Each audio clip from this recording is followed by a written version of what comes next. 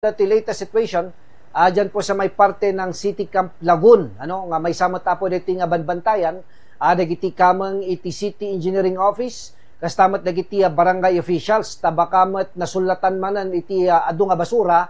iti wangawangan iti City Camp Lagun. Nada si Jai Patrol number 6 Bombo Novi Organo, ibombo mo. Wena Bombo Jordan na nang bagmanan nga eksapa ma pinmigsa iti agos iti danom kan medyo imado nya Bombo Jordan actually medyo imado daytoy na level iti danom nga agturturong dito na iti Camp Lagun daytoy kat kagiddan matlaan wenang kapopaylaan matlang iti epekto iti super typhoon aniya nandongam at least anya Bombo Jordan pagyamanan ta itak ket awan unay iti basura nga naobserbaran tayo iti ti panagturong tayo dito na iti City Camp Lagun awan unay iti basura nga naobserbaran tayo nga nayan anod ken naipulat kadagit dito na iti steel screen iti nasa nga Laguna nga which is iso iti masansan gamin nga mangitunda daytoy iti napaspas nga panagnato iti level iti danom ken daytoy matlaang kat gapo iti napaspas nga panaglinis matlaang dagiti ni barangay officials kadagito ni drainage nang runa kadagito ni nakaimuntaran iti steel screen nga asidag iti nasao Laguna ta idi previously gamin niya Bombo Jordan especially di last nga nakapasar tayo iti napigsa nga nakaro iti epekto iti bagyo nga ikat nalayos dagito ni daduma nga nakaimuntara na iti steel screen kapumot lang iti basura ngam ita base iti panagturong tayo dito ni NT City Camp Lagun nga ikat awan unay iti parikot niya Bombo Jordan at least makita tayo ikat awan unay iti basura nga naipulat kadagito na steel screen so pagsayatan na pa niya Bombo Jordan kat idi gamin napalpalabas dito ni NT asidag iti gate iti nasa nga Lagun nga kat pondoan dayta iti basura idi di mapaglinlinisan da di malinlinisan da nga basura manipod dito ni INT steel screen iti City Camp Lagun nga kat maiponpondolaang dito ni INT gate paturong dito ni INT City Camp Lagun ngam itay nga kat awan metten nalinisan metten nya Bombo Jordan iso nga makita tayo nga very clean hanmat kidi nga very clean nga makita tayo nga nalinisan na ken mayat metenan dito ni INT City Camp Lagun ta usually gamina syempre no may pondo lang dito nga to adda nga di chances nga maianod latta so nang agsubli dito ni INT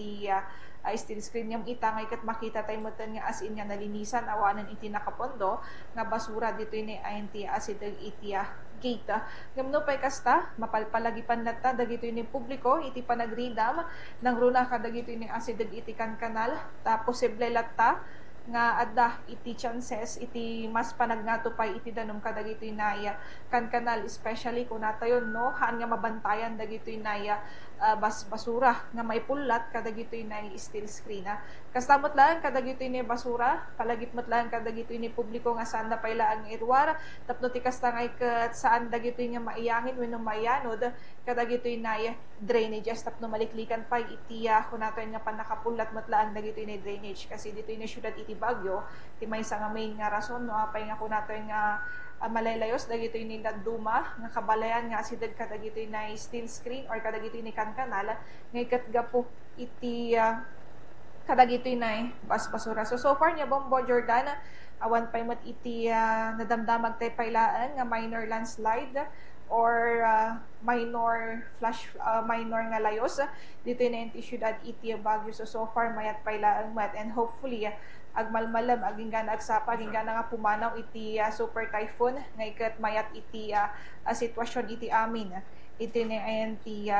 kadagito na syudad iti Baguio Bombo Jordan. Nga madadagiti kwa nakistandby ditang personnel iti CEO ken barangay nga dati truck da nga pagurnungan no kas pangarigan adda dagiti makolektar da nga basuran Bombo Novi.